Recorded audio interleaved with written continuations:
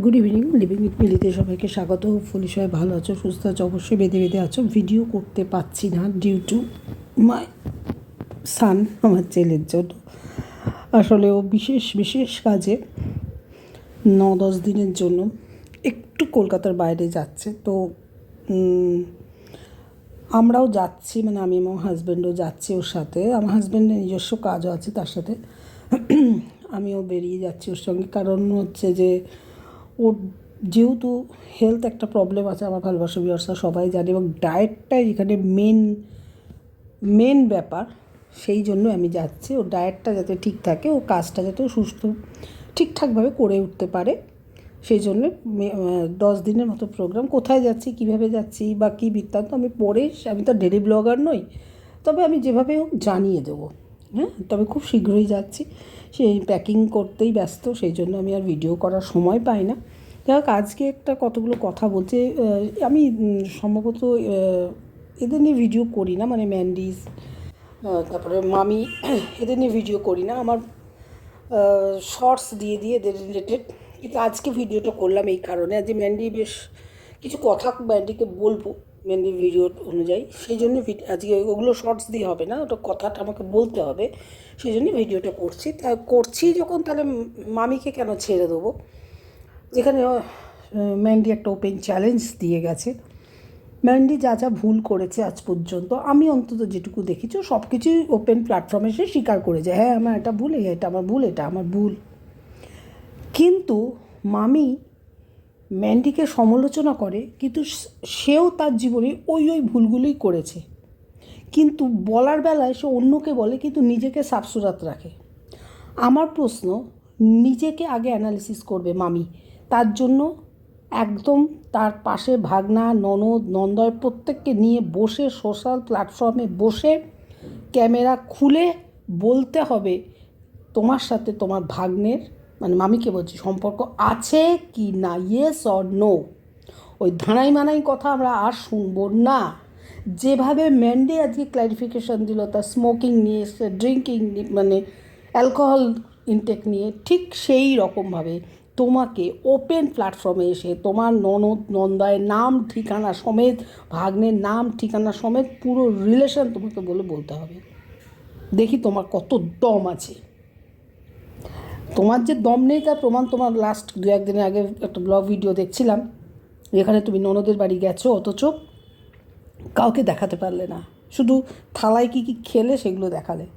আমি আজ পর্যন্ত এমন কোনো ব্লগারকে দেখিনি যারা রিলেশন দেখাতে পারে না। যারা ফ্রেন্ড সার্কেলে যায় সে তাদেরই কি সবাইকে দেখায়, আর নিজের ভাই বোন, মানে ননদ নন্দায়, ভাসুর, দেওর, বোন, ভগ্নিপতি, তাদের দেখাবে না তো হতেই পারে না। তারা প্রত্যেককে ব্লগে নিয়ে আসে।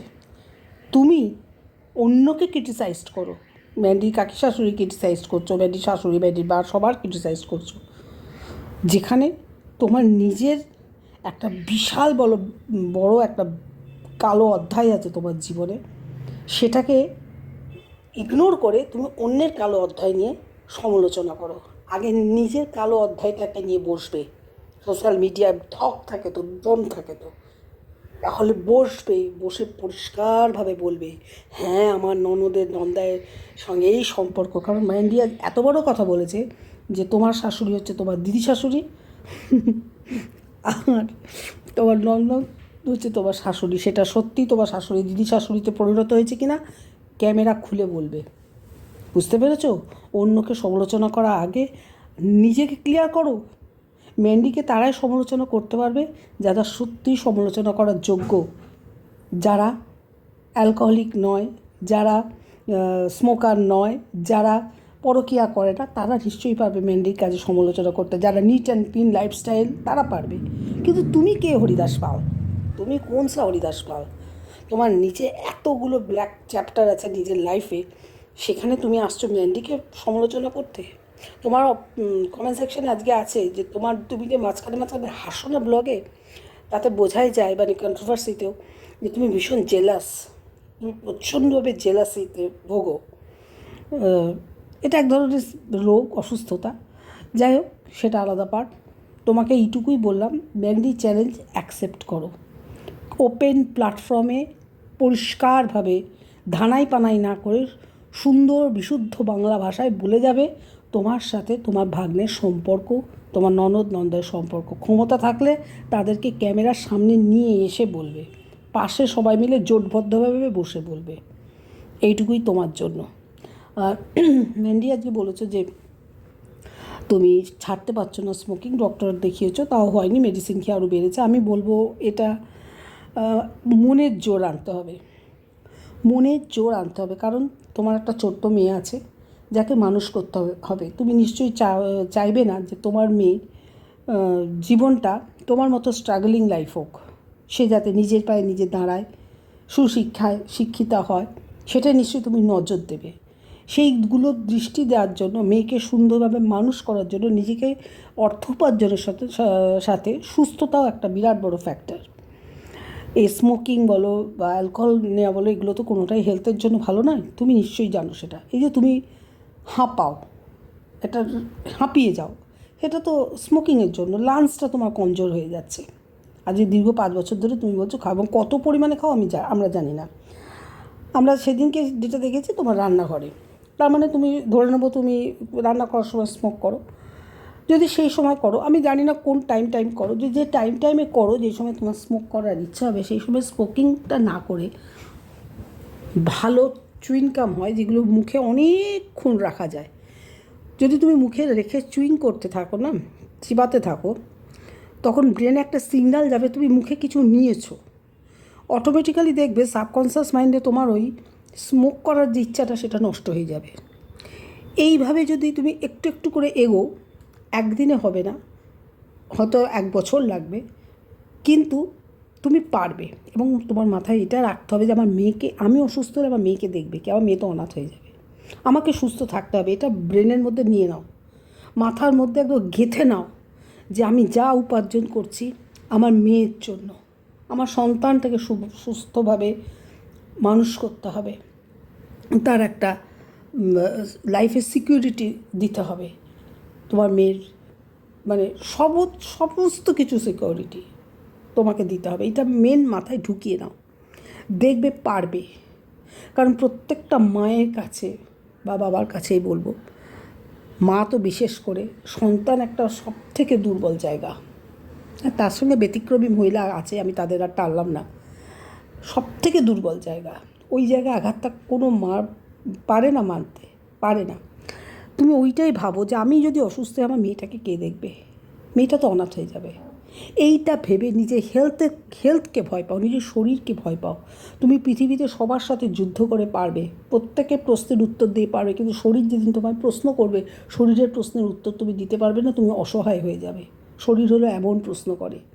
আজকে তুমি শরীরের বিরুদ্ধে কাজ করছো, শরীর কিন্তু এর প্রশ্ন তুলবে, কেন আমার বিরুদ্ধে এই কাজগুলো করেছো, কেন আমার লাংসকে এত কষ্ট দিলে, কেন আমার লিভারকে এত কষ্ট দিলে, কেন আমার হার্টকে এত কষ্ট দিলে। শরীর দেহতত্ত্ব তোমাকে প্রশ্ন করবে। যেদিনকে দেহতত্ত্ব প্রশ্ন করবে সেদিন তোমার কাছে কোনো উত্তর থাকবে না, তুমি তিলে তিলে শেষ হবে, কিন্তু তোমার কাছে কোনো উত্তর থাকবে না। তোমার কাছে যাতে সদুত্তর থাকে, দেহতত্ত্বর প্রশ্ন যাতে তোমার 90 বছর বয়সে এসে করে, সেই ব্যবস্থার জন্য এখন থেকে লাইফটাকে, যা করেছো ভুল, যা খারাপ হয়ে গেছে, পাস্টকে ছেড়ে দাও। অতীতকে না ভুললে বর্তমানে এগোনো যায় না, এটা নিয়ম। অতীতকে জড়িয়ে, অতীত থাকবে, অতীতকে ভুলে যাব না, কিন্তু অতীতকে সাথে নিয়ে চলবো না। অতীতকে সাথে নিয়ে চললে বর্তমান ভবিষ্যতের পথটা ভীষণ মানে কী বলবো, মসৃণ থাকবে না।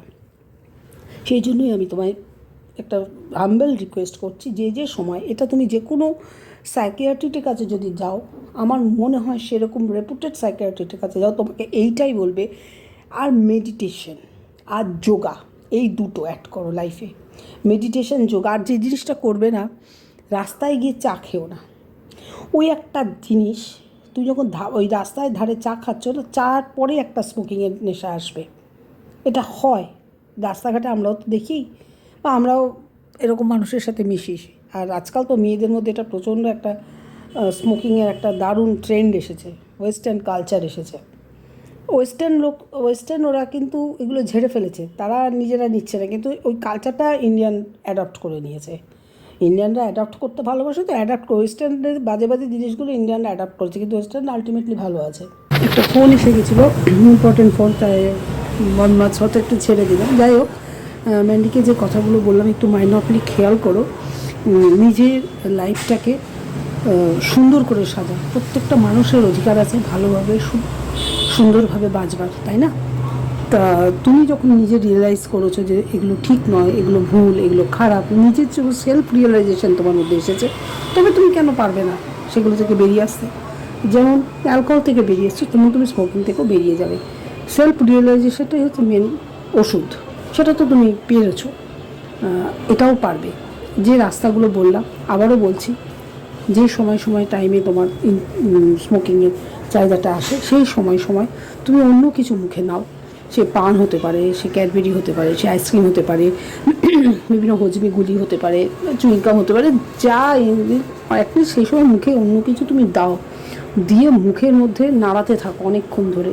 ওই জাবর কাটা বলে না, জাবর কাটার মতো। দেখবে ওই টাইমে তুমি যখন এগুলো খেতে থাকবে, তোমার স্মোকিংয়ের স্পৃহাটা কমে যাবে। এই করতে করতে 1 মাসে 7টা হবে, তারপরে মাসে 6টা, 5টা, 4টে, এই করতে করতে দেখবে লাস্ট 7 মাস পর তুমি গিয়ে দেখবে তুমি দিনে একটাও খাচ্ছ না। তুমি নিজেই পারবে।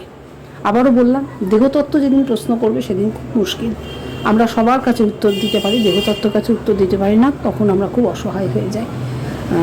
সেটা জন্য তোমাকে এই কথাগুলো বলবে বলেই আজ আমি এই ভিডিওটা করলাম, আদারওয়াইজ আমি ভিডিও করতাম না, একটা মজার কোনো রিলস দিয়ে দিতাম। তো এইটুকুই বললাম, আশা করি শুনবে কথা। বড় হয়ে বলতে তোমার থেকে আমি বড় আন্টির মতো যখন ভালোভাবে বোঝালাম, আশা করি তুমি শুনবে। যাই হোক, সবাই ভালো থেকো, সুস্থ থেকো, অবশ্যই বেঁধে থেকো। আজ কবে ভিডিও আর আসবে আমি কিছুই জানি না, যদি পারি সময় মতো চেষ্টা করবো আপডেট দেওয়ার, কোথায় আছে না আছে। ওকে, বাই, সি ইউ এগেন।